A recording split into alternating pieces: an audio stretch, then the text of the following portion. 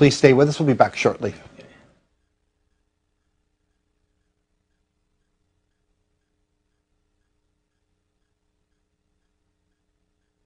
Thought it should have meant, namely that the state will not interfere in religions, except of course to maintain public order, and will be neutral to who will be in government, who will get promoted, who will get admissions on the question of religion.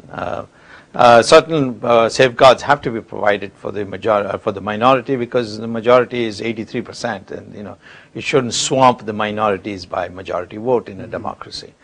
But unfortunately, the way the Gandhis have practiced, Nehru-Gandhi hyphenated, have practiced secularism in India has meant basically the pandering to minority interests. For example, if a Muslim marries more than one wife, he is permitted under the law, because that's what the Shariat allows him. I think he can marry 4 times. Oh, really? In India? In India. And if he says simply talaq, talaq, talaq 3 times, the divorce is instantaneous. I mean, this is totally abhorrent to modern civil law. But Hindus are subject to modern civil law.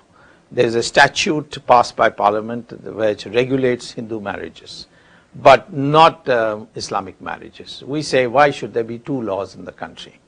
Similarly, in the state of Kashmir, Hindus cannot go and settle down in the state of Kashmir and start businesses there and so on, because the Jawaharlal Nehru said that the Muslim proportion should not be reduced by people coming from the rest of India to occupy lands there. So there are a lot of discrimination against the Hindus, and therefore secularism has got to be discredited. This is interesting, because in a nation that is, well, the homeland for at least 4 faiths, I think Jainism, Hinduism, Buddhism, and Sikhism, and is a homeland to the Zoroastrians and other religions, it strikes me as the challenges are immense anyway, because it's a polyglot nation. You're in government, you've been the president of a political party since 1990. What are the challenges that face you?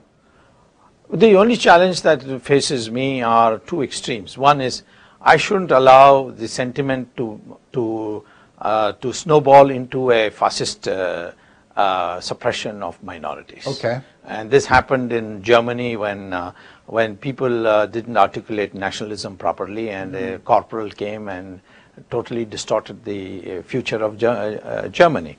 If there is a vacuum, somebody is going to fill it. And there is a vacuum today on an enlightened view of Hinduism. They want a Hindu identity, they want an Indian identity which is in synchronization with Hindu identity. Those urges are there, somebody has to do it. Racial politics. It's not racial, there's nothing racial about India. The DNA science research has now shown that we are all the same people. Right. We didn't come from anywhere abroad, we are all indigenous to India. But this is the one extreme. The other extreme is that without a well-defined Indian identity, we will not be able to progress as a nation, because we've got 130 million Muslims who are being told that they are transnational. They are not, they are Muslims first and Indians second. Now we've got to tell them something by which we don't hurt their feelings. Who's telling them this? Oh, Osama bin Laden is telling them, the Al-Qaeda is telling them. And they are making inroads. Because there's nothing else to challenge that concept. Yeah. And we have to do that, and we have to define an Indian identity where Muslim has to place Indian interests above even their religious interests. Now, as I understand it, there's a system of reservations or quotas for hiring and placement in certain positions, applying for school, etc. Is that working?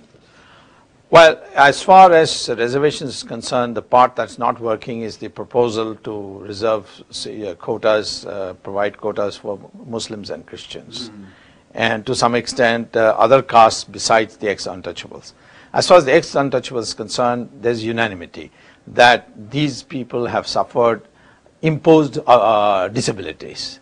These disabilities that they have today are not something they have acquired by lack of concern for education, whatever. It's been imposed on them by the rest of society. So we have to compensate for that, and that there's no debate on that. Okay. The debate arises whether we should give it to other castes also, and Christians and Muslims, merely because they are poor.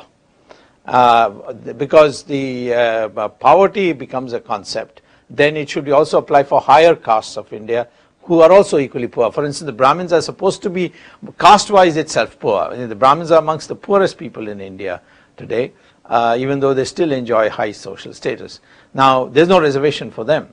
So I think what is being argued is that for a successful reservation or affirmative action program, those other castes who have not suffered any imposed disabilities, you provide them scholarships, you provide them good education, you improve your educational system so that everybody can compete. This form of social engineering, such as you have it now, has it worked? It has it will not work if it has worked in the sense for the scheduled caste. It has made a lot of difference. A lot of people have come in high places. We have had a president who's from the ex-untouchable caste. We have now Chief Justice of the Supreme Court who's from the ex-untouchable caste. Now the Chief Minister is not only a scheduled caste, but she's also a woman in the state of Uttar Pradesh. So we have scheduled caste climbing up the social ladders all along the way. And that's happening, maybe not fast enough, but certainly happening about as fast as the system can bear. But where it is not working is the attempt to give reservations to these non-imposed